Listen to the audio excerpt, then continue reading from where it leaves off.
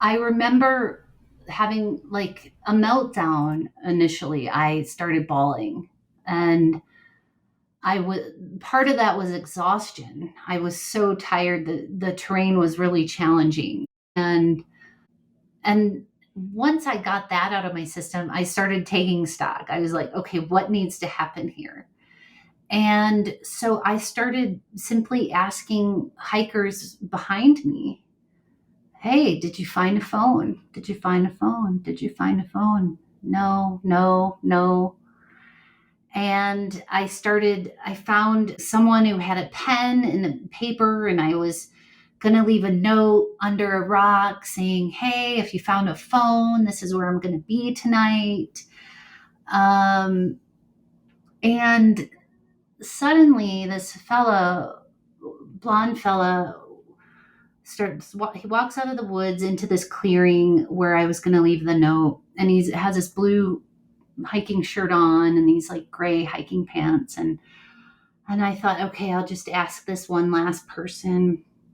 And I just said, did you happen to find a phone? And I was really expecting another no. And he nodded yes. And he said, I knew I would find you here. Welcome to the Where Have You Been podcast. I'm your host, Bill Ream, and each week on the pod, I have conversations with incredible guests from all walks of life. Expect to hear funny, crazy, emotional, life-changing, and even sometimes life-threatening stories and experiences that will entertain and inspire you. As always, I appreciate your likes, subscriptions, ratings, and reviews wherever you are listening. It doesn't sound like much, but it truly helps the pod get to the ears of more people who may enjoy it. And check out the website, whybpodcast.com, for links to the socials where you can find pictures from the guests and their stories, and also buy merch if you're so inclined. Now let's get to this week's episode. Thank you for being here. All right, welcome on into another episode of the Where Have You Been podcast. Of course, I'm your host, Bill Ream. And I say it every week, and I'm going to continue to say it every week. I have another fantastic guest today. And without further ado, I'm actually going to not even going to mention that she's an author, because we've had quite a few authors on the podcast, among other things that she does, and an incredible life that she's led already. I'm going to let her tell you about herself, because who better? Rissa, welcome to the podcast. Could you tell the listeners, who are you? Sure. Yes. Bill, I'm so excited to be here, and I can't wait to dive into all things travel. But yes, my name is Risa August, and I am an award-winning author, speaker, Gestalt practitioner, and a patient advocate.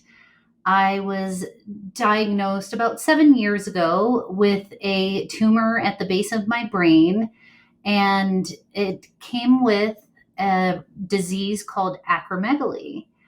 And acromegaly is a very destructive disease, and I'm learning to navigate my life living with it.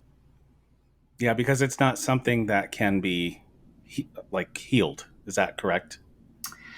Yes, the earlier diagnosis, the higher chance you have of going on to live a more, I guess, normal life, for lack of a better word.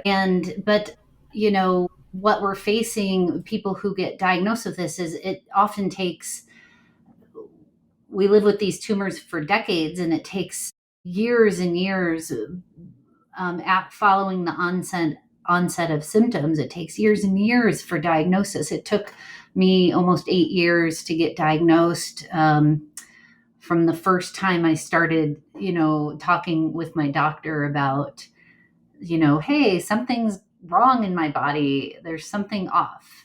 And I continued to get dismissed, and, well, I'm not worried. You're a healthy person. But around year 8, it was undeniable at this point. Can you say, and I know we're a travel story podcast, but I'm just very interested in this. Can you say what your symptoms were? Sure. Yes. My particular symptoms, there's a wide range of symptoms, and it varies from person to person who's diagnosed with acromegaly. But for me, I was an Ironman athlete. I had a very strict diet, very rigid lifestyle. I was a bit of a fitness fanatic, and I had gained about 40 pounds in under a year. And Wow. that was the first thing that I was just like, this isn't making sense. But there was also like changes in hair growth. I had braces 3 different times. I had a weird bony lump growing out of the side of my head. What else? Yeah, just like some severe pain, fatigue. I wasn't recovering from my workouts like I normally did. And I couldn't stop eating. I never felt satiated, Wow. and so That had to be so frustrating. I mean, it, beyond frustrating. Like, it was very frustrating, especially because I started to think after being told by one doctor after another, like, I'm not worried. You're healthy. Your lab works fine. I'm not worried about all these symptoms you're having. I started to think, okay, then maybe I'm the crazy one. And mm, I actually started going to Overeaters Anonymous because I thought maybe I was in denial about how much I was eating. I was researching the heck out of thyroid issues because I thought, well, maybe I have thyroid issues, but my blood work kept coming back fine. Like I really started to think I was crazy. wow. So, did it take a different doctor or a series of different doctors, or how did they finally break through and discover the diagnosis? It took me, and I feel some emotions coming up around this, but it took me finding my voice for the first time. Ah, and just demanding that, you know what, you can tell me I'm fine, but I know myself and I'm not. Yes, yes. I started having severe headaches. I was maybe sleeping 2 hours a night, and I would sleep kind of propped up against the wall because it was kind of bizarre. If I slept on my left side with my head tilted a certain way, like I could somehow eke out 2 hours of sleep a night. Oh, that's ridiculous. And so I went to my doctor saying, "Hey, can we just schedule an MRI? I just want to make sure there's nothing going on." And she's like, "No, I don't think you need it." And I said, I hope I don't. I would love for it to come back clean, but for peace of mind, can we just get one?" And she said, "No, I'm not worried, and they're expensive." And so it took a third time where I said, "Order me the MRI." And she turned around and started typing at her computer and said, shaking her head, saying, "Okay, but I don't think you need one." Oh, jeez. And then 1 week later, I had following the MRI, I had a one sentence email from her saying, "You have an enlarged pituitary. Go see an endocrinologist." That's And I, it.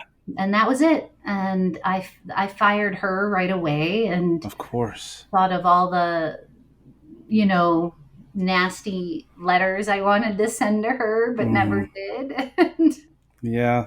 But that was the beginning of my, well, total life upheaval, I would say. But definitely a pivot in my life. It was just a complete turning point. Well, and now, because of that, well, tell everyone what you do now and what you have out there in the world. Gosh, I'm not even sure where to begin with that. I, by accident, became a patient advocate for these tumors because it's believed they're not so rare. It's believed that 1 in 5 people are walking around with them, but because they're so difficult to diagnose, they go on sometimes decades living with them until, you know, it's almost too late. And so I went on to what I discovered as I became once I was diagnosed is that there wasn't a lot of information out there about these tumors, and I couldn't find any information. And I was tracking down specialists and all kinds of things and organizations trying to get answers. And I remember thinking, gosh, if I'm a researcher, like I love details and I will spend hours looking things up. And I just thought, if I have this much trouble finding out any kind of information about these tumors, then I can't imagine what other people might be um, finding or not finding, I should say. And so I decided, okay, I'm going to make some noise and bring some attention to this. And I also needed something to live for, so it was a little bit of a selfish idea as well. But I decided I was going to ride my bike from Canada to Mexico and So incredible. try to draw attention to these tumors and start like creating information around it so that people don't feel as lost as I felt when I was first diagnosed. Yeah. And I'm sure that there's a lot of people out there that are thanking God for you, or thank goodness for you, however you want to say that. So now you have a book, you have a website, you tell. Sorry. Okay. Yes. So I went on to write a book about my cycling journey and diagnosis. And I actually just won my sixth award for the book, which I'm super excited about. And I Congratulations. thank you. It's so fun to see that because you never know what's going to happen when you put your guts out into the world. But I also went on to become a Gestalt practitioner, which it's more of a holistic modality to coaching or therapy. And because, chronic illness or, being like diagnosis can be mentally challenging. It's not just about the physical. There's a whole mental aspect to it. So I went on to coach others and then also decided to live my life more fully and start doing all the things that I put on hold or said someday to. And that kind of brings us back to the whole topic of your podcast. Was I was always a traveler in my 20s, and then I put that on hold for a long time. I'll do that again someday but this diagnosis brought me back to, wait a minute, I always loved travel. Like, I need to get back to travel. And so now I've made that such a important part of my life. And isn't travel in and of itself, in a way, sort of healing if you do it right, I think? Oh, absolutely. Absolutely. Yeah. And I'm not even sure you can get it wrong. And the reason I say that is last year I rode my bike across northern Spain along the Camino de Santiago, and it challenged me on every level. And I mean, anyone maybe standing on the outside of the trip looking in at my experience might have said, oh my gosh, that looks like that was the worst trip of your life. But I have this mindset of how much I cherish all and appreciate all experiences. There's I don't think there's no failure or there's no bad experience. It's just experience. And you could view it as a win or a loss or a success or a failure. I don't know. I view it as learning and growth and opportunity. And so I'm not sure you can get travel wrong. Yeah, I get your point there.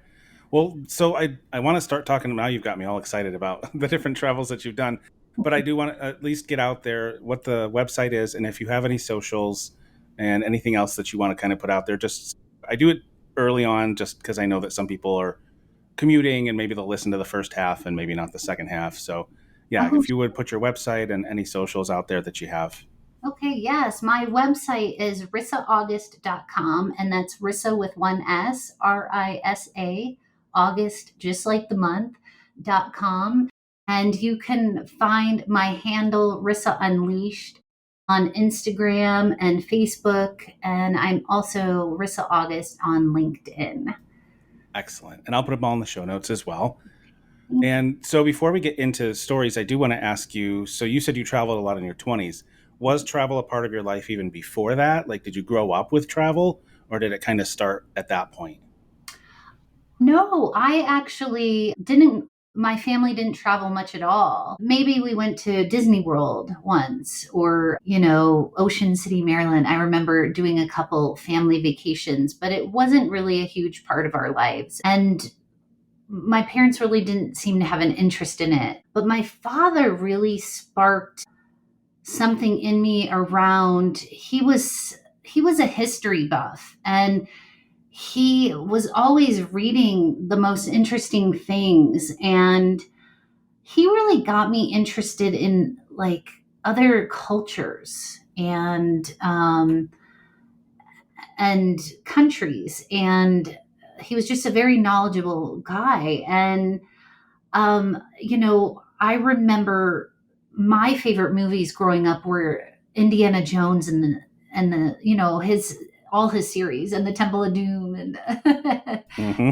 all of those. And I just remember being fascinated by other cultures. And so moving into college, I actually met a guy who he was leaving Ohio for the last time and not coming back. And he was moving up to Maine. And I remember thinking, what's in Maine? Like, why would you go there?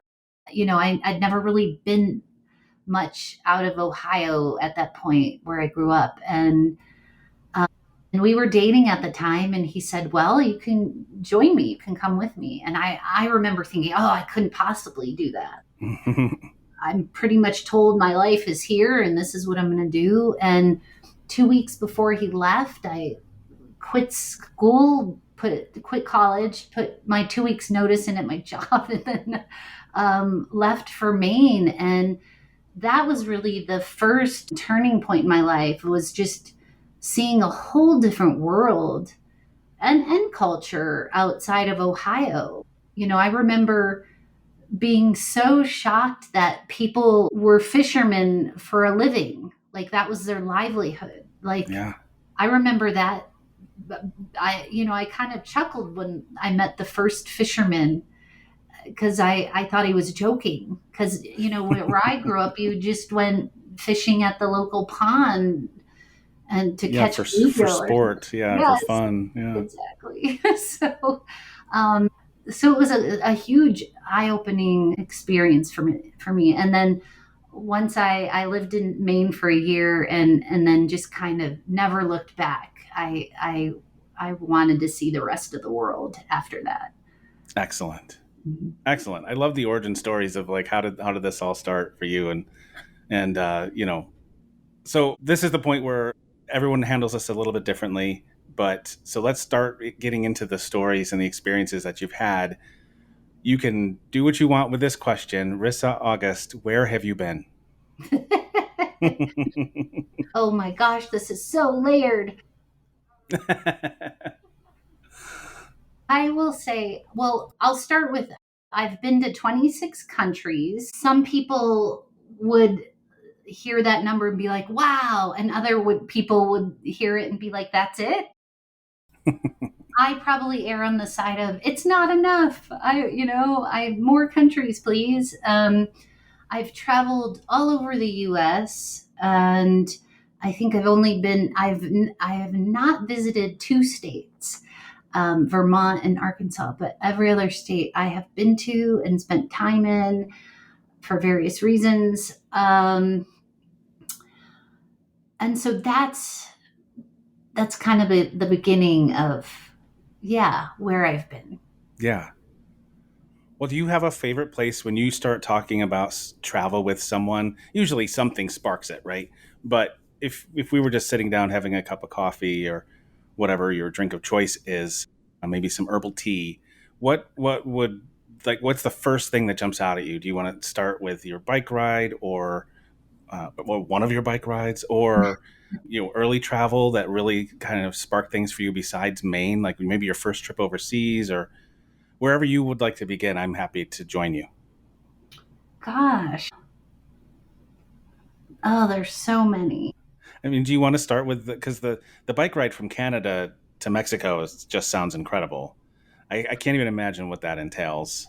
Yes, we can definitely start there. That was kind of the first big thing I was going to embark on following my brain surgery and radiation treatment. And my body wasn't operating the same. So I went from being an Ironman athlete, and maybe I've done week-long bike tours before this coastal tour, but I always knew how my body would respond and I always knew what it needed.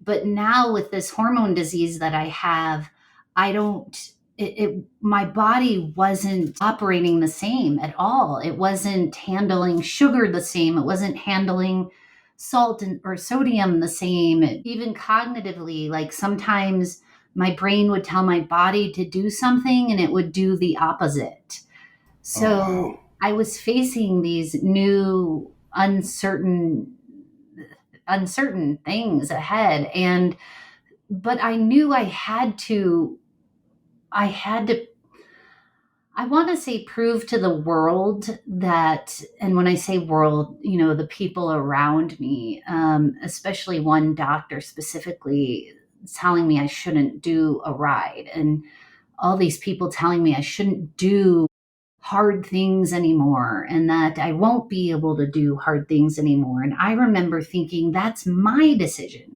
I get to Right. choose that. And so I started reflecting on my life and my bucket list. And I remember thinking, I have to do something. Like there's something, I have to have something to work toward.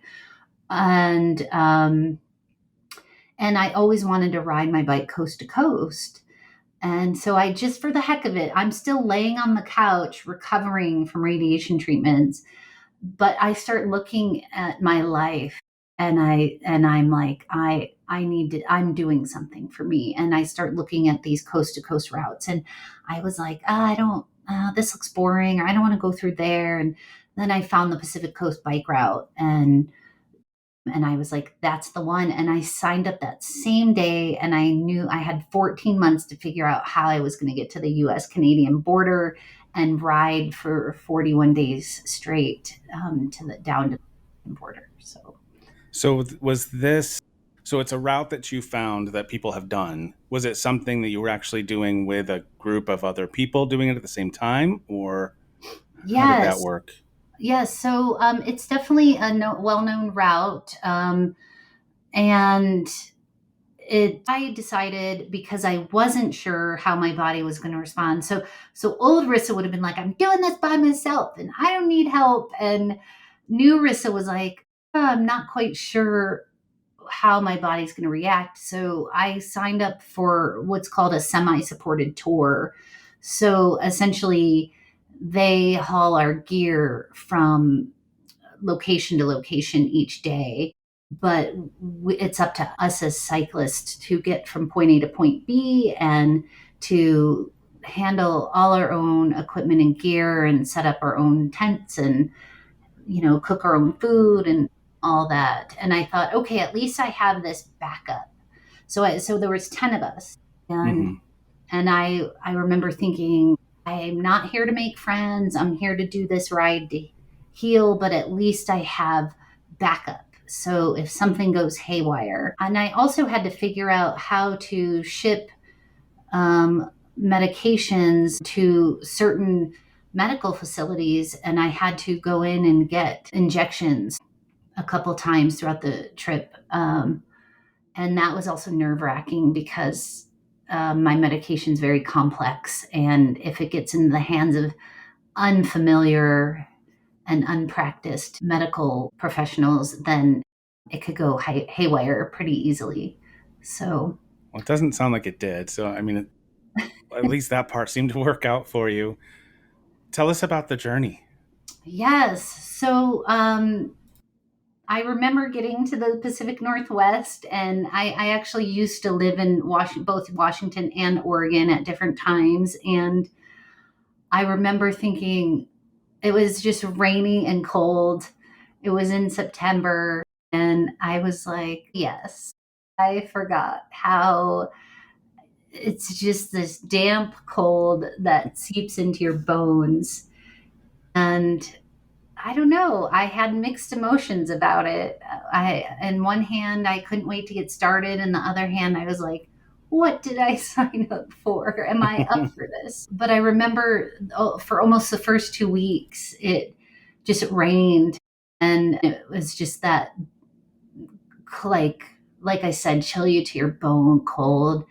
And we were in very remote parts of Washington state. And so not only were we navigating, back roads along the coast, but also there's 10 of us, and not that we didn't all ride together. I actually was trying to ride by myself most of the time, but a couple people kind of latched on to me that they really liked my pace. And I remember in the beginning being annoyed about it. I wanted this to be my trip. And I don't want to give too much away because I write all about this in my book, but Yeah. Just some teasers and some highlights or yes. lowlights. What I don't know what I don't have. But yeah, so the first week in Washington State was, I mean, honestly, it just wasn't great. You're riding in the rain all day, you're setting up your tent in the rain, you're eating in the rain, you get out of your tent in the morning in the rain, you're Ugh. eating breakfast in the rain. So it was, I'd say by day 10 or 11, it's just, I mean, I think that's when the swearing started. No. When, everyone's still trying to be polite and nice. And, it's just like, come on, this sucks. Right. But But then eventually you got a break. absolutely that changed. And also my attitude changed. Again, I remember I was riding through the rain for another day. I remember being in a lot of pain, and also another day of pouring rain, and you just get in a zone. And I remember I'm just looking down and I'm focused on the road, and I'm kind of like, oh, I hope there's a hot shower at the next campground. And then I had this moment of, wait a minute, Rissa, don't forget to look around. Just because it's raining doesn't mean you can't still enjoy it. I mean, people dance in the rain all the time. Mm-hmm. And at that moment, I looked up and I see at the end of this driveway, mind you, we're in the middle of nowhere. But at the end of this driveway, there's this life size, like a massive, massive teddy bear. Like, I'm not joking, bigger than me, sitting in a recliner at the end of someone's driveway with his little teddy bear hand, or well, big teddy bear hand up, like waving at the passersby. And I remember thinking, oh my God, had I not looked up, I would have totally missed that. Oh my gosh. And that was just a really great moment of, oh my God, I need to really start appreciating this. No, whether there's rain or no rain, I mean, why can't I still enjoy it? Yeah. I mean, of all the people to who should be living in the moment, right? And yeah, I mean, but I get it. I mean, it's depressing. It's just depressing. But are there any little stories that you can share with us that were very? I mean, it's probably tough because you're. Well, did you end up forming some relationships with people, even though you kind of didn't really plan to or want to? I sure did. Again, it's more than a story about cycling down the coast. Sure. It was also about letting go. And, once I put my ego aside and started really, again, taking stock of what I value in my life. And one of those values is connection. I love connecting with people. So why was I so adverse to connecting with these people? and Mm-hmm. and so that was one of the things that unfolded, and I really did develop some wonderful relationships. But as far as experiences, my gosh, I remember There's so many, but I remember riding my bike. Now, I've driven through the redwoods before, but I've never been through the Avenue of the Giants on my bike. And I remember I stopped at this little farmer stand so apparently there's this guy who buys like 20, they make these all fruit popsicles. So they happen to be like fresh blackberries from this little farm stand, and it's surrounded by all these beautiful sunflowers. And apparently some guy drives to the farm stand every day and buys 20 of the blackberry popsicles. He pays for 20 of the blackberry popsicles and has the farm stand hand them out to cyclists as they come through. And so I was one of the recipients of one of those blackberry popsicles. And I remember after that riding through the Avenue of the Giants and just these massive trees towering over you. I mean, it's so humbling. And right now, like, it brought me to tears. And right now I can feel that feeling again, which I like. I have these tears behind my eyes of like how magnificent, and the quiet of the forest floor and the light breaking through the canopy, like heavenly rays. I mean, it's magnificent. And there's just nothing like it. And to experience it from a bicycle seat. Wow. That's incredible. And when I tell people too, and it's very different, but we've talked about on the podcast before, when you're in a place, if you can, and I know this is different, but if you can, don't drive from place to place, walk, because there's no better way to see than walking. And I would say that bicycling would be the second best form of really seeing things, because you can slow down if you want to. But going through somewhere in a vehicle is just totally different. You just can't see as much and catch as much, and you can't smell it, and you can't feel it and Yes. hear it. Yes. And I got off my bike a lot, and I actually spent time walking around the forest floor of the redwoods. And I mean, I always was getting off my bike and really experiencing, beautiful locations. Yeah, that's awesome. Do you want to tell any more about that trip, or do we want to save that for the book? we can save that for the book unless you have any further questions. No, that's okay. I just think it's amazing. Obviously, you made it. You're here, and well, I guess it doesn't necessarily mean you finished, but I assume you did. I did. So, do we want to go from there to your more recent bike ride that you did? Sure. Or do we want to bounce around to somewhere else and maybe tell some other stories and tales of all over the world that you've been? Yes, we can do all of it. Yeah, I would love to share a little bit about Spain and the Camino. Again, it was another bucket list item to walk the Camino, and physically I can't. I'm unable to walk far distances without severe pain. So, but I started finding information out there that people were starting to bike it.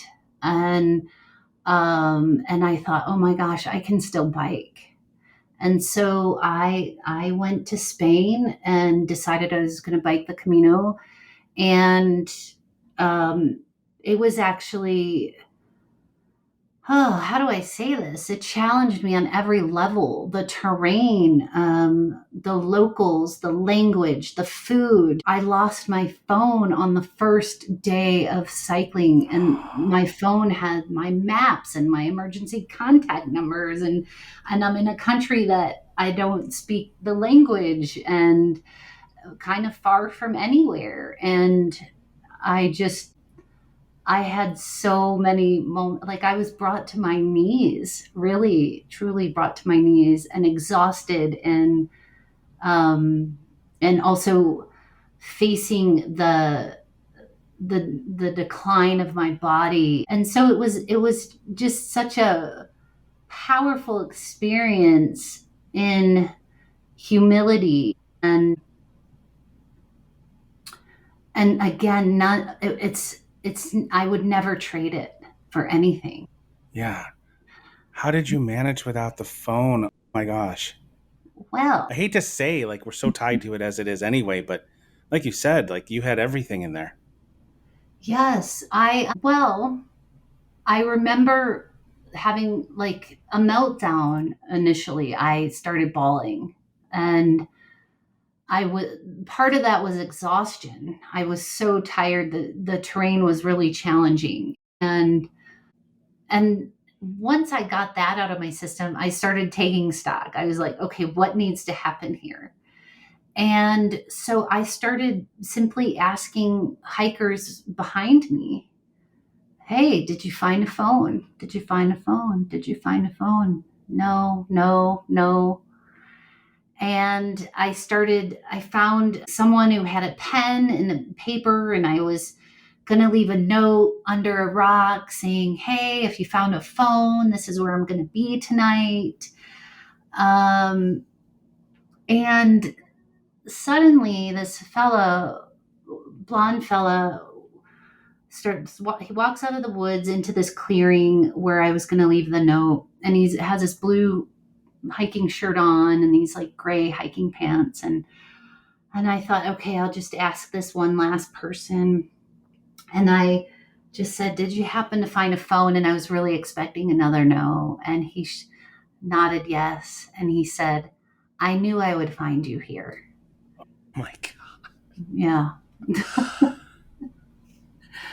It was magical. Oh my gosh. Divine intervention. How many days had it been? Actually, it had only been probably about 40 minutes. Oh, really? Oh my gosh. I had, I had run the gamut of emotions. Like, first it was panic, then it was complete meltdown, then it was like survival and acceptance. And then I was ready to carry on. I was ready to, like, okay, I'm just going to get back on the road and find my way. I was on my way to Pamplona that day, and like already starting to figure out, okay, Pamplona is a big city. I could probably get a new phone there. And, I was just kind of in this survival mode and kicked in. And it was almost like on some higher level, maybe the universe was like, once I surrendered, it Yeah. was like, okay, you're ready. Here you go. Here's your phone I back. I can believe that 100%. Absolutely. Yeah. That I knew I would find you here. Oh my gosh. Yeah. So Yeah. incredible. Yeah. Hit a few spots, one or two or three, like that's an incredible story. Other maybe moments or whatever on that ride, and then we'll maybe take some trips around to some other places. Yeah. So I'll name a few moments. I remember on my first morning, heading out on the bike for the first time. Had leaned my bike against the sign that said Santiago de Compostela, I think 740 kilometers, which was my ending point. So I had 500 miles to go, and so I leaned my bike, and I'm like, okay, here we go. Here's the start. And just as I was about to snap a photo, one of the hikers spit at my tire. And what I came to learn was that the pilgrims, or the ones on foot, they didn't like the cyclists. They felt strongly about the tradition of it, meant to be a pilgrimage by foot. So I learned that along the way. And I also remember being in another town, very small. They're almost like villages, and really didn't eat a lot of the food there because they have a lot of pork and cheese. And I actually don't eat either of those for preference. I don't like the way I feel on them. And so I found this dish that I could make out. I'm like, okay, it looks like it's egg and potatoes. And I was like so excited. It was like going to be a big dish of egg, potatoes, and veggies, and it had something else on top, but I didn't know what it was. I figured it was a sauce or something. And I remember being so hungry, and I order it, and there's all these little gray worms on top. Oh And my so gosh. I look up what it means. They were baby eels. Oh my god. And so but I have to laugh at stuff like that. But but truly, the churches were incredible, and the history there, and rolling into Santiago de Compostela, there's nothing like it. I started bawling again. It's just such an overwhelming and beautiful experience. And there's this gentleman that plays the bagpipes in this tunnel, and you go through the tunnel and you come out into the courtyard of the giant cathedral, and you finish your trip there, and it's a powerful moment. I'm sure it has to be. And so you were really fighting your body and everything on that whole journey, right? Yes, very Yeah. much. But you have some incredible memories and you Yes, made it. yes. Have you ever not made it when you've set your mind to something? It doesn't sound like it. Oh gosh, I don't even know if I've never not made it. I've always made it. Yeah. Yeah. Well, that's a testament to your willpower and who you are as a person. So that's awesome. Thank you. So let's bounce a little bit. You lived in Australia for a whole year. I did, yes. Whereabouts were you there? Did you travel around the country or? I did a little bit of traveling. I was in my mid 20s, and so I didn't have a lot of money. So I found a job there working for a private boys' school. They had an environmental center actually in the bush, so in the middle of nowhere. And their different grades would come visit the environmental center, and I was an environmental educator. So this was in South Australia, about 2 hours north of Adelaide, again, which may as well be in the middle of nowhere. Yeah, I taught a lot of environmental education, and students out kayaking and hiking, and it was really fascinating getting used to the different flora and fauna and critters out there. But Yeah, yeah, so I was there for a year, and I did travel to their east coast, to Sydney, in the Blue Mountains a little bit as well. excellent. Mhm. Anything stand out? Did you make friends when you were there? Did you like get to hang out with people, or were you mostly working and solo traveling? Or I was mostly working. I made a couple friends. One of them I'm still in touch with to this day. I didn't get to travel as much as I would have liked to, yeah, but within that country. But I was on to the next after that, and I went to Europe after that. that's what I was going to ask. What was next after that? Traveled a little bit around Ireland and England and France, and I just couldn't get enough. And so I actually remember when I said way back when I quit college to go live in Maine. Hmm. After England, I went back to Ohio to finish up my degree, but then moved on again after that as well. So, Excellent. So yeah, another thing that you completed.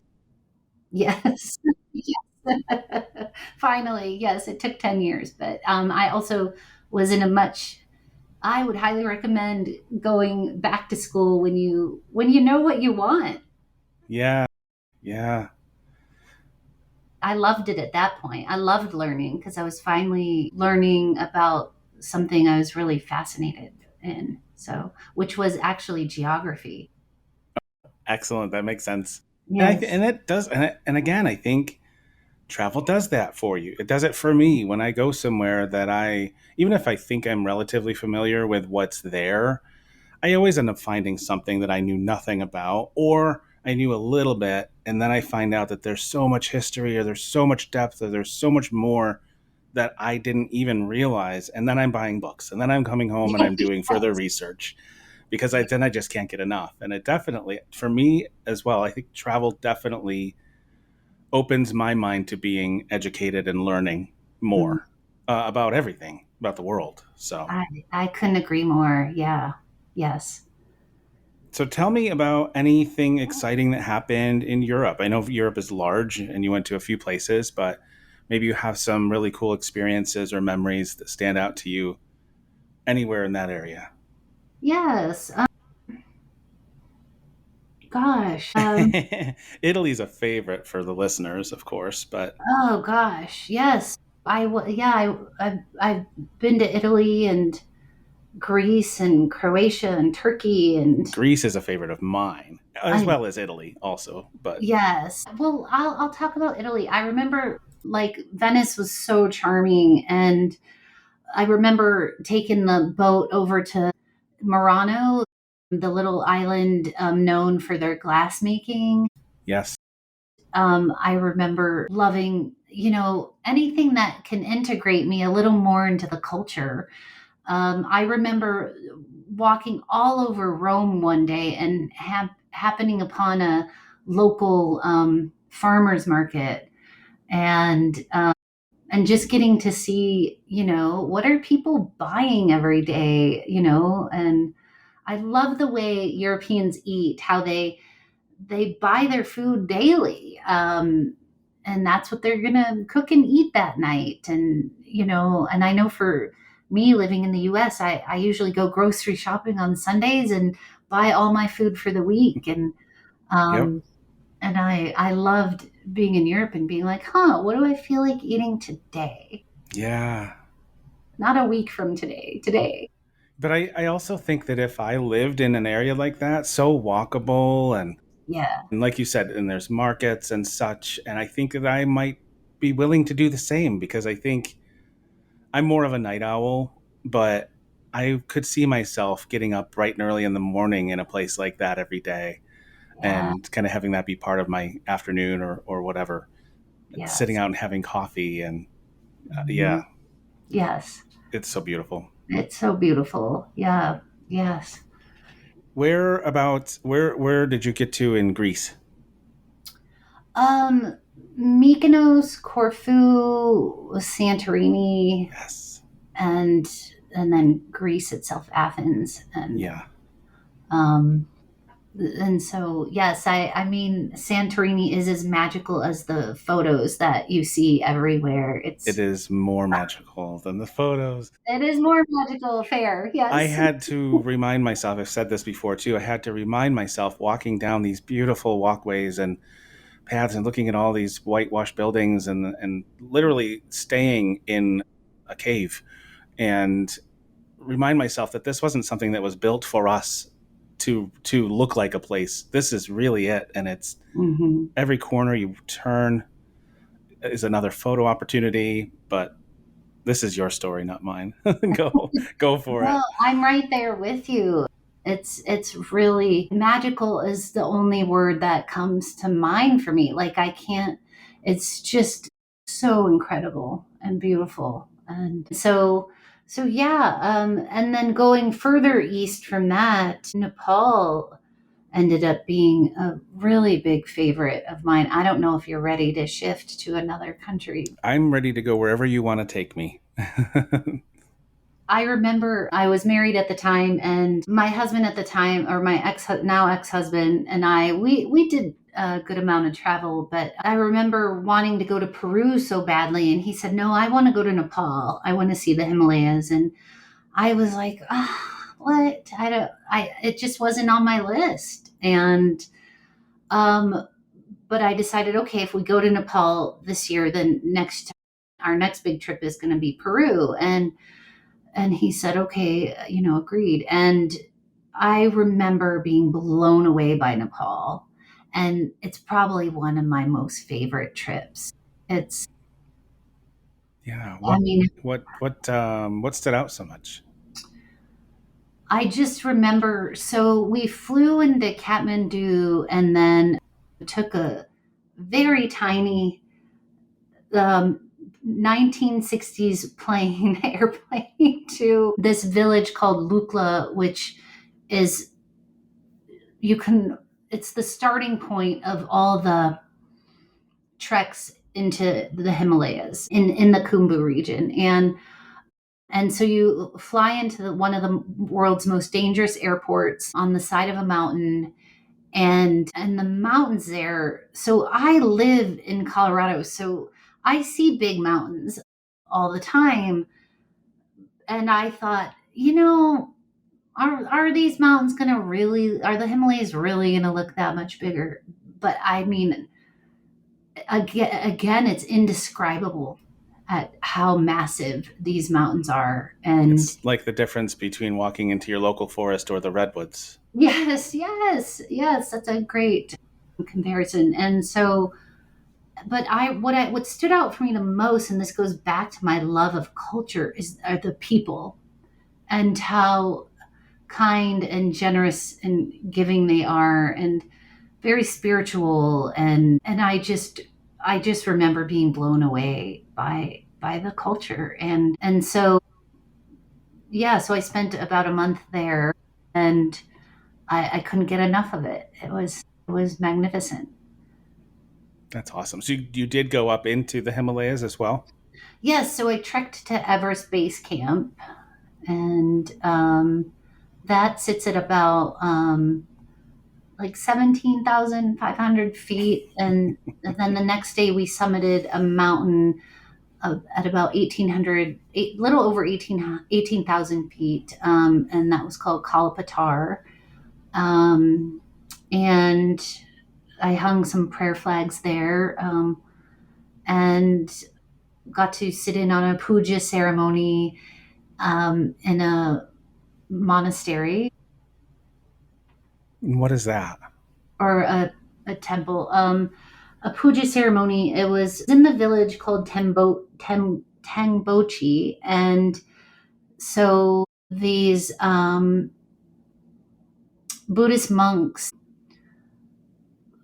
invite locals into. I don't even remember what a puja ceremony is. It's been a while.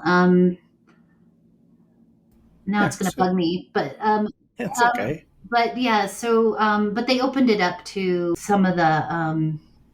It's just like an honoring or a prayer ceremony, and they have their beautiful instruments and they're chanting, and it's incredible. Did you feel like? Did you feel peace? Like when you were there? Like it's how I imagine I would feel. Well, let me tell you, I'm someone who has tried meditating, and I just can't sit still that long, and I can't get out of my head that long. It just doesn't work for me. But I sat in on this ceremony, and I I went someplace else. I can't even describe it. And I didn't even know it had ended, and someone kind of got up and bumped into me, and it jolted me out of this state of, I can't even describe it. So if I ever meditated and came close to enlightenment, that had to be it. That had to be the Wow, moment. But it that's didn't so last awesome. very long. That's so cool. Yeah. The little things that you didn't expect to do that day, but Right. you just happened to be there and you took advantage of the fact that the doors were open or whatever. And Yeah. yeah, I love things like that as well because I almost feel like sometimes it's meant to be. Mm-hmm. Mm-hmm. Yeah. So And it was wonderful. Like, you know, the the locals live in what they call tea houses, and they're pretty much open to anyone. You could walk in to any tea house and say, I'm hungry, I would love a meal, and they will cook you a meal. And I remember I sat in this woman's kitchen, and you see all these beautiful copper pots, and she made yak butter tea.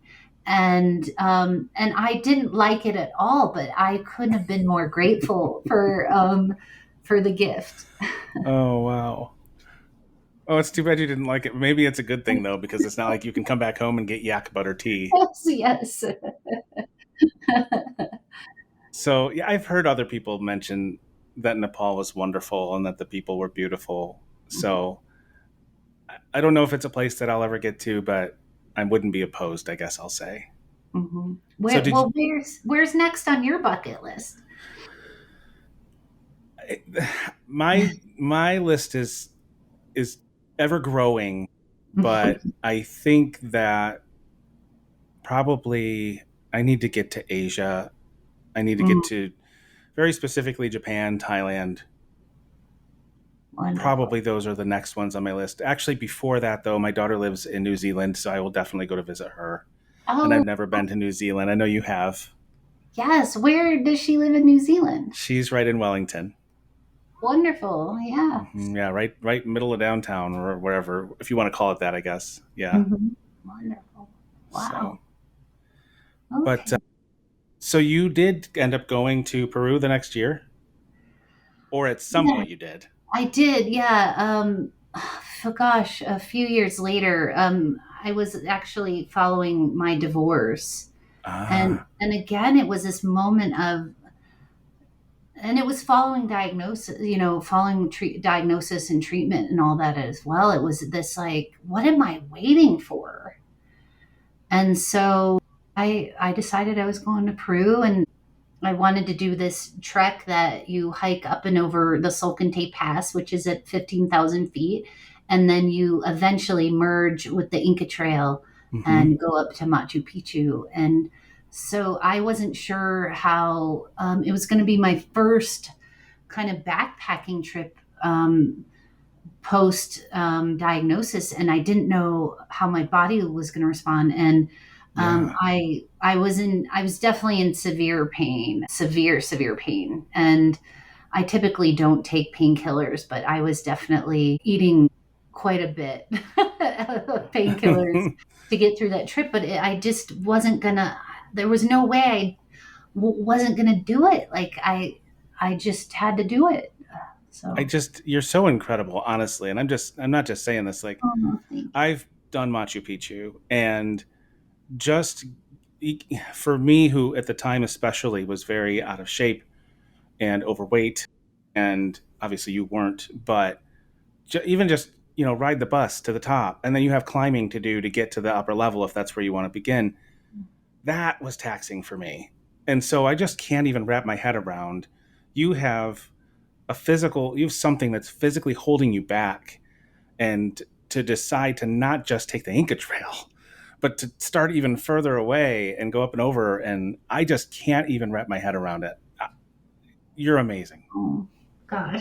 Thank you. I don't, again, my goal is to feel alive, and that's not always just the things that feel great. And, Mm-hmm. Yeah. it's also the challenges, I guess. Yeah. I mean, pain is real. Pain is life. Yeah. So, can you tell me anything about that? That hike just to get to the top. I can only imagine when you got there and you reached the top to actually see Machu Picchu. I'm sure it was. I know how beautiful and moving it was for me. It was probably even more so for you. But that hike, that just getting there. Yeah. Let me think. I remember getting to the top, and it was socked in. And I remember getting cranky about it. I was just like, I can't believe I traveled all this way, and now I can't even really see it. And it almost seemed like, again, once I kind of surrendered and was like, you know what, this is what it is. This is what it is. So how am I gonna? Where am I going to direct my focus? So I remember just focusing on what I could see right in front of me. And then before I knew it, the clouds parted and I can see all of it. And it's just, again, another magical place because I'm so fascinated with culture and ancient cultures, archaeology, and I just love imagining what it was like to live there. What was Mm-hmm. life like? And yeah, just another very incredible and unique place on on the planet. Yeah, one of my favorite things that I'm glad that we did, and this credit to my ex-wife, she planned everything when we went, and we not just went to the main part of Machu Picchu. We didn't do Huayna Picchu with a super tall one, but we Right. did take like that medium level, whatever. I can't remember the Mhm. name of it. I have a photo with the placard or the sign.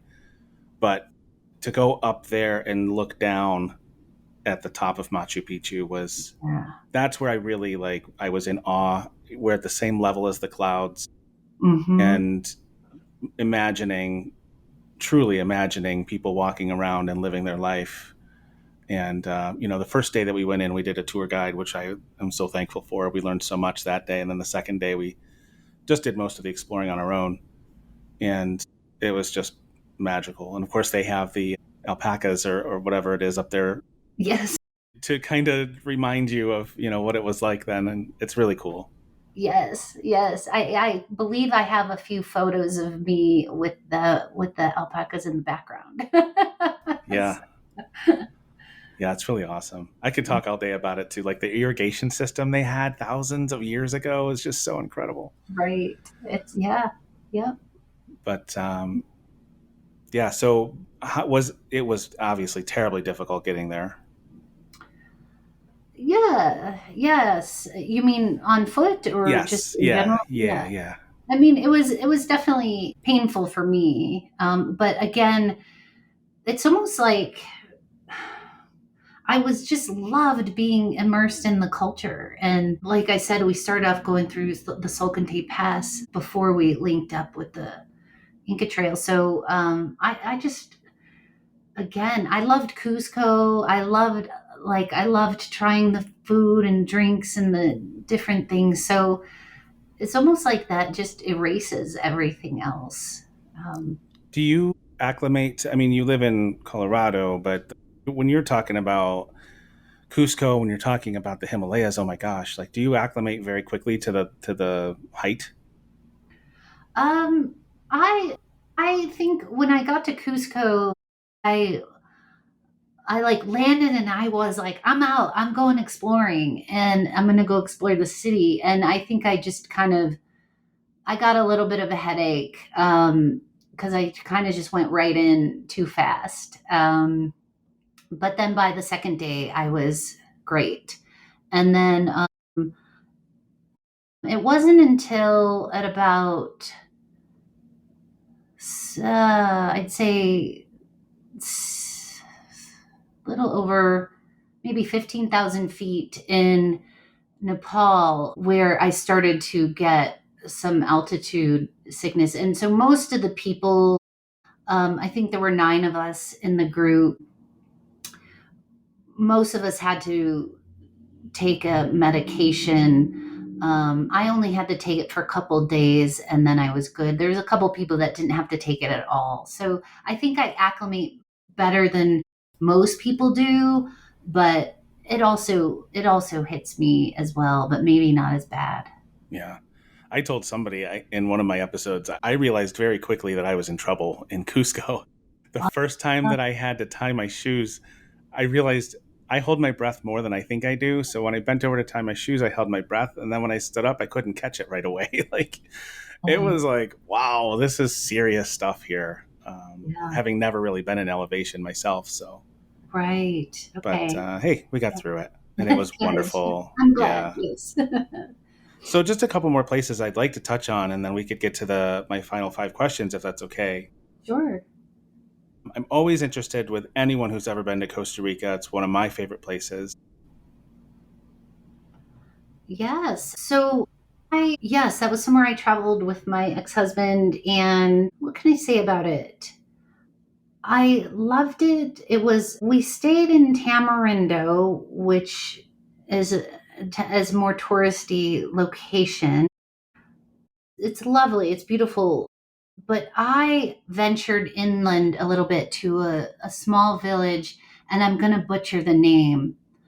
I think it's called Guadel, and it's a village where they make all the red clay pottery. Mm. And these people have these homemade kilns like in their home or just outside of their home, and they make this pottery, and you can just walk through the village and go up to their home and look at their pottery and buy their pottery. And so I loved the pottery. I bought a lot of pottery, and then I came upon a locals cowboy parade, and it was for the local village. I can't remember the name of the village, and but these cowboys were showing off the fancy tricks they can do with their horses. And so I remember being my ex-husband and I, we were like the only two gringos at the parade, but it was magical. And and some of the people would roll out these, and I can't remember the name of them, but they're like these giant xylophones, and they'd roll them out into the street, and they'd be playing these beautiful xylophones made of wood out in the streets. And sometimes there'd be multiple people playing them all together. And so it's those things that I remember, as opposed to I don't remember what the beach was like, and or um, the hotel, or wherever. I can't remember where we stayed, Yeah. resort, but it's the other things that I remember. Well, and that's what usually stands out to me too. I agree 100%. It's those experiences, and especially things that you just kind of fall into by accident. And like even like the Buddhist ceremony, or like that, you're just walking around, and all of a sudden you come across a cowboy parade. You'll never see one of those again, I'm sure, in your life. Yes. Very cool. And like you said about not remembering what the beach looked like, there's very few places in the world that I very specifically remember the beach. There was Hmm. a black sand beach that we went to actually in Santorini, Yes. Yep. and the beach in St. Martin. Mostly the water in St. Martin, but the beach in St. Martin. And I noticed you've been there as well. Yes. Yes. I was there for a friend's wedding, and I can't even imagine. I remember going to, I think, is it the French side, eating at a very fancy French restaurant. I'm trying to remember which side we were on.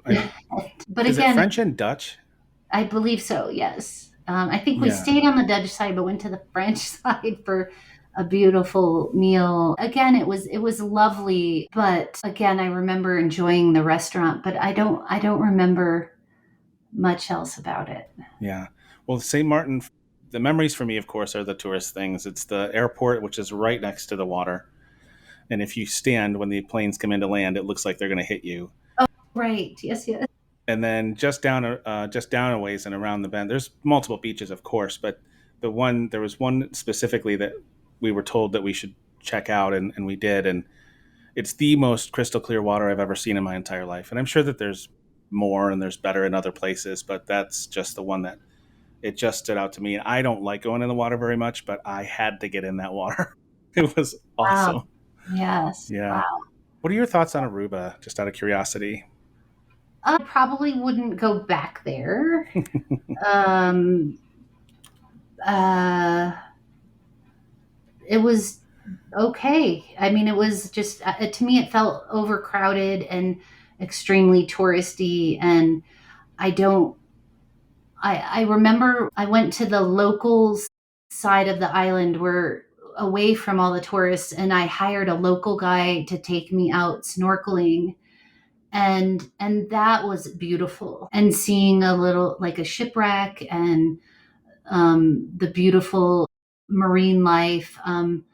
I remember really enjoying that. But as far as where I stayed most of the time, I just remember it being windy and just overcrowded, and I didn't enjoy that part so much. Yeah, I agree, actually, Mhm. a lot. It is Mhm. beautiful. It is beautiful. But Sure, yeah. yeah, yeah.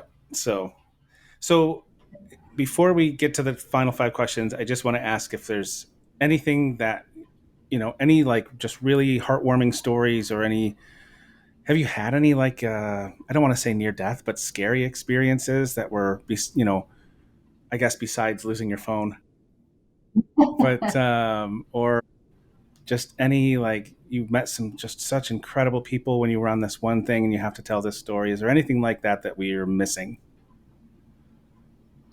or something that was Um, just so funny that, this is the funniest story I tell when I talk about my travels?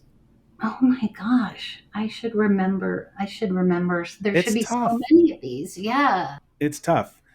Sometimes I have to actually look at photos to have things trigger. Yeah, gosh. I'm I know there's many, but there's one story that comes to mind, and it's more like it was even for me, even after having brain surgery and living with this tumor in my head. I remember meeting this fellow on somewhere in Oregon. It was at an overlook, and I was on my bike and I was cycling with another guy on the Pacific Coast tour. And we stopped for lunch at this beautiful overlook. And he knew I was kind of on this advocacy endeavor, and so he urged me to tell this other couple who was standing there at this overlook with us. He's like, tell them your story, that's why you're here, right? You're trying to draw attention to these tumors and this disease. And so I reluctantly was like, okay, can I give you each of one of my buttons? I was passing out buttons along the way. And I said, here's my story. And he was so grateful to hear that. And he said, well, can I share my story with you? And I was like, absolutely. And he said, he goes, I just survived a brain aneurysm that only 10% of people survive. And I decided to quit my corporate job, sell everything. And my wife and I bought this van, and we're traveling the country, exploring and seeing new places. And just, I don't know, there was just something about meeting that guy and hearing his story. And they were kind of leapfrogging us along the way. And I remember every time they'd pass me on the road, they'd hold my button out the window. And, but I just remember it just felt like such a beautiful connection of like, we were both on a mission to live our lives and make it count and live it the way that we want to live it. Yeah. So I just loved that. Yeah, and sometimes you may not even realize it, but having someone else that has even some similarity to at least the spirit and the feeling that you have can reignite your own. Feeling down for a minute, and all of a sudden you remember that story of that gentleman, maybe, and he probably thinks about you every so often too. And that's just kind of cool, that human connection and how that works in the world. Yeah, sometimes I think when you have something life changing like that that happens, it's nice to connect with other people that are like, I get you, I Yeah. get it. So, Yeah, but it doesn't happen if you're just sitting in your house and doing nothing. It's just not going to happen that way. So you've got to get out and at least push yourself to do something, get out there. So yeah, I would say absolutely. you'll Yes, be. even if you're like, I actually am terrified of flying. I like, I just don't like it. I don't know what happened. Something shifted later in life. I didn't mind it when I was like in my 20s when I was traveling then, but something later in life shifted. And now it stresses me out and I don't enjoy it.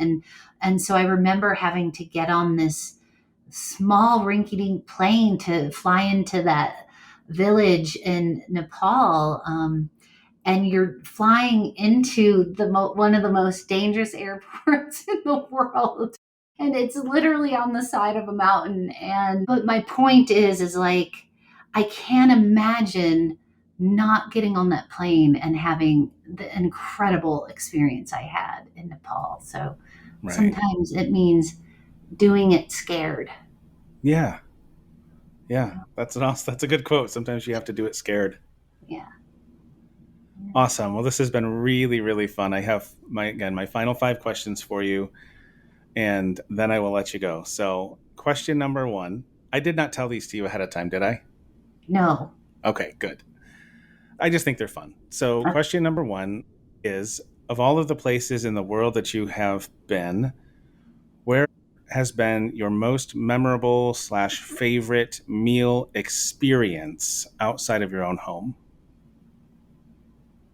Oh, And I phrase it that way because it could be the food, it could just be the place, it could be both, however you remember it. Oh gosh. Actually, there's a few. There's And one you can share in more than one. I was going to say that's Okay. fine. Yeah. Okay.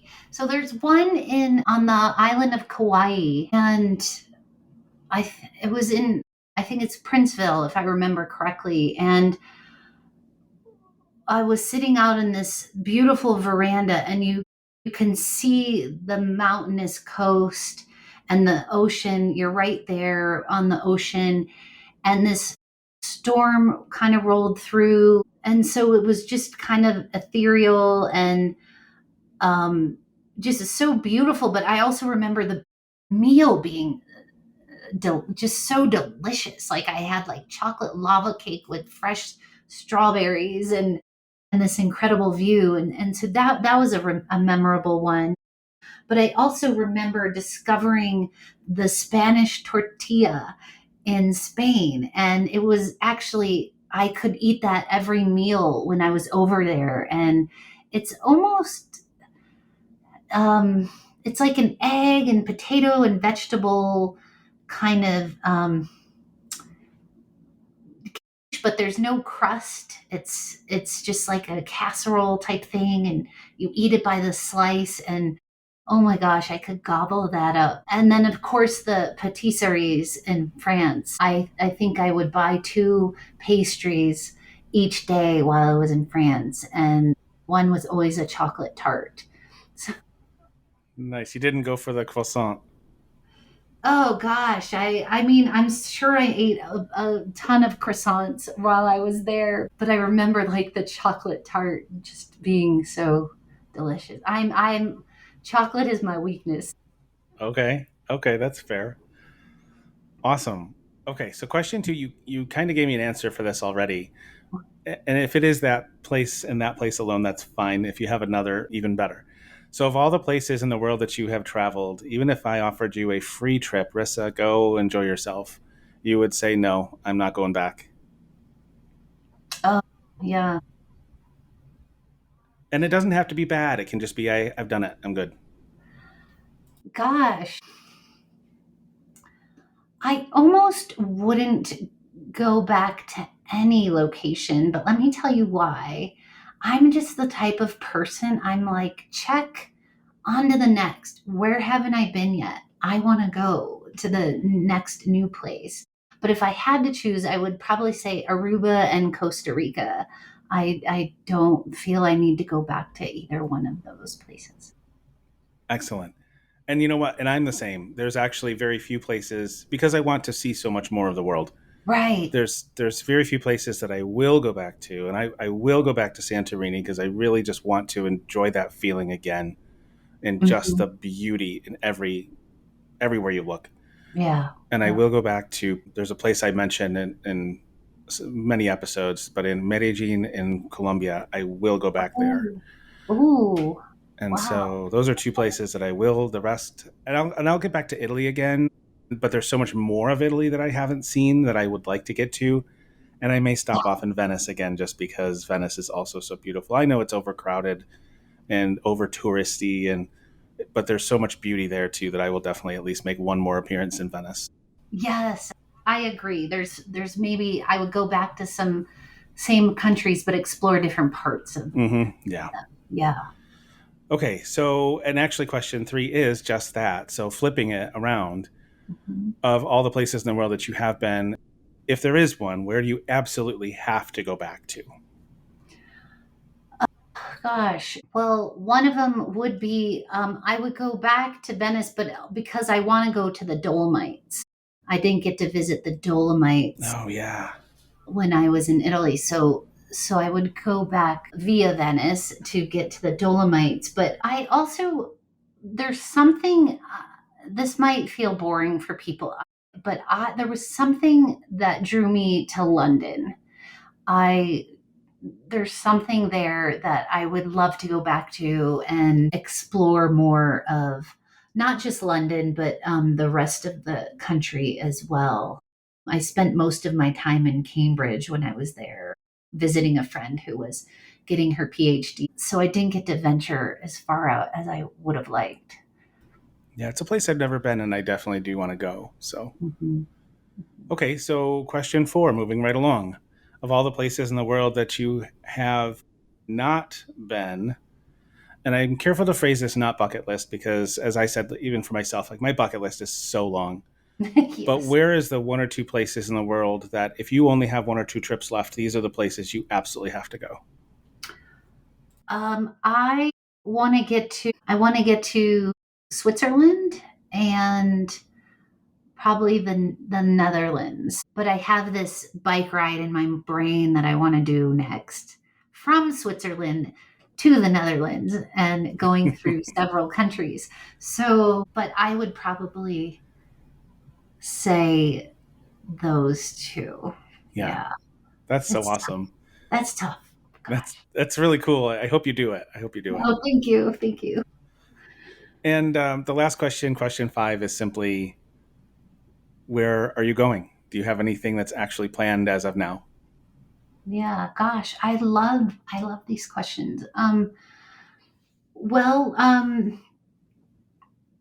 well, so imme- immediately, like in August, I'm actually going to Philadelphia. I'm giving a TEDx talk there, and Excellent. so I'm staying in the old city, and I've never ever explored. I don't think I've ever even, aside from flying through the airport, I don't think I've ever even been to Philadelphia. So I'm kind of excited to explore the history of the city there. So that's immediate. But then yeah, my next big dream trip is biking along the Rhine River from Switzerland to up to Amsterdam. So um, that's hopefully next year or in the next couple of years. So awesome. I've lived in Pittsburgh for the last 14 years and I've never been to Philly. Oh wow! Oh my gosh! Yeah. But listen, I grew up in Western New York for the first 30 plus years of my life, and I never visited New York City until I moved to Pittsburgh. So Interesting. I'll get around to it someday. Maybe I'll move somewhere else and then I'll go to Philly. Right. Is there anything that jumped out or stood out or popped into your head while we were talking about those questions? I just want to make sure you have the opportunity if there's anything else you wanted to share, or if you just have any final words that you'd like to say. I'm in no hurry. Oh no, thank you. I think we covered so much, and it was just so fun to be able to look back and think about all the places I've been. Um, I think maybe the only one we didn't talk about was New Zealand. Um, Did you love New Zealand? Most people that talk about going there do. yes, I really loved. I backpacked the Milford Trek and on the South Island, and spent a little bit of time on the Northern Island. And so, if I ever went back, I think I explored all over the South Island, and I think if I ever went back, I would spend more time on the North Island. So, Hmm. yeah, Excellent. yeah. Well, this was so much fun. The time went by so fast. All of a sudden, I looked and it was over an hour. And so I just thank you so much for taking your time, and we kind of bounced around times and dates a couple of times, and I appreciate your flexibility with that as well. And so best of luck with everything. I'm gonna follow your journey and as best that I can, and hopefully we'll keep in touch anyway. So I'll know when you finish your trek in to Amsterdam. So Thank you, Bill. This was wonderful. Thank you so much for having me on your show. yeah, absolutely. Thank you, Rissa. Best of luck with everything. Thank you. And there's another episode of the Where Have You Been podcast in the books. Thank you so much for listening today. It was another great guest with some great stories, as always, and I hope that you will support all of the guests by checking out the show notes and going to their web pages, seeing any socials and projects that they may have going on. And please, again, I'll ask as always to like, subscribe, rate, and review the podcast. It really does help to allow the podcast to grow and reach more people, and I appreciate you for doing that.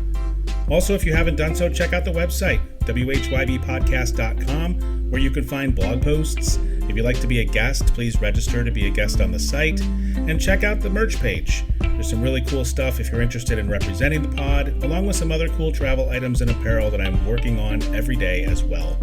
Join me again next week for another great guest with more incredible stories. New episodes drop every Sunday just after midnight Eastern Time. Until then, thank you for being here, and have a great day.